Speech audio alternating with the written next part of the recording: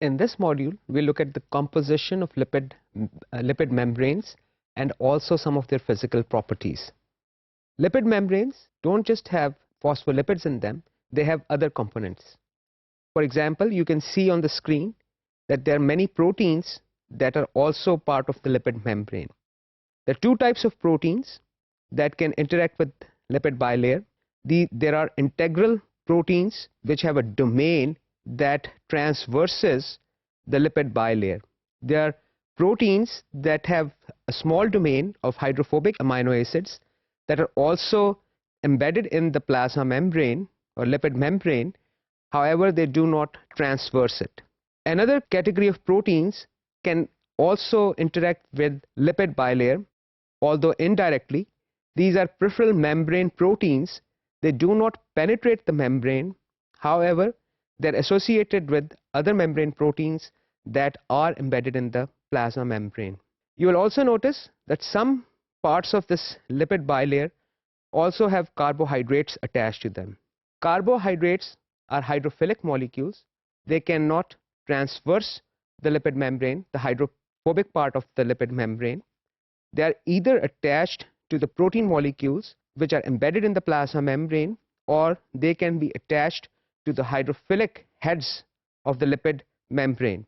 You will also notice that there are little yellow entities embedded in the lipid bilayer. That is cholesterol. Cholesterol is about 25% in many cells. Cholesterol keeps the lipid bilayer fluid. Fluidity of lipid bilayer is very important. We will see why that is later in this module.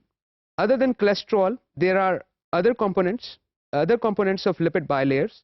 These are special type of lipid molecules that are present in specific cells or cells which have a specific function. Roughly, the ratio of proteins in different types of cells varies. In some cells, the number of protein molecules per lipid molecule is about 1 to 25. In other cases, it could be 1 to 15. For example, mitochondrial membranes have a larger amount of proteins embedded in them. In other types of cells, the lipid protein ratio might be 1 to 70. For every 1 molecule of protein, there are 70 lipid molecules. I would like to also mention that these molecules that are embedded in the lipid bilayer and also the molecules of lipid membrane themselves, the phospholipids, they are not stationary. They move around in the two-dimensional space, just like a boat or a raft or water molecules. They move along on the surface of a water lake. Also present in this lake are boats. These boats are basically lipid rafts in which specific molecules are embedded. There are two ways you can attach different molecules to the membranes. We will talk about that in the next slide.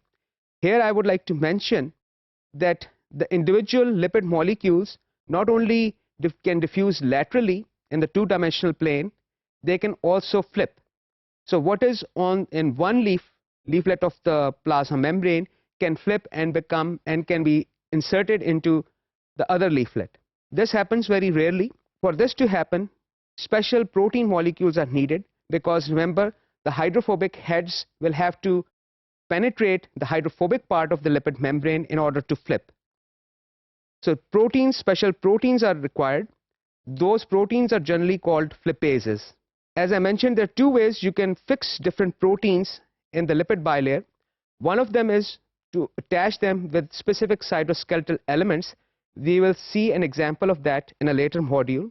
Another way we can fix proteins in the lipid membrane is by creating lipid rafts or lipid boats. We said that lipid bilayer can be thought of as a surface of water in which individual molecules, individual components can move. However, at specific locations, these certain molecules can be fixed. So the analogy can be that in a field, if you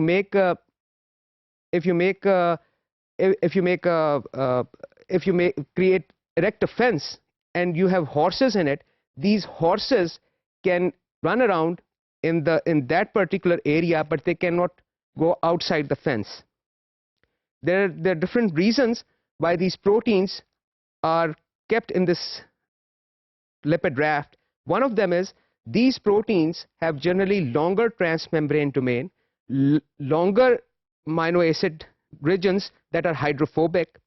Thereby, it is favorable for them to stay within the raft region because it is thicker than the rest of the membrane.